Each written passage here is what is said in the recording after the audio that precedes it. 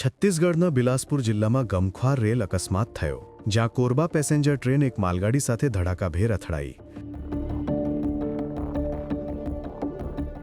હાલ 4 લોકોના મોત થયા હોવાની સત્તાવાર માહિતી સામે આવી રહી છે, તો અનેક લોકો ગંભીર ઇજાગ્રસ્ત થયા હોવાથી મોતનો આંકડો હજુ પણ વધે તેવી આશંકા છે. અકસ્માત બિલાસપુર કટની રેલ વિભાગના લાલખંડ વિસ્તારમાં થયો હતો.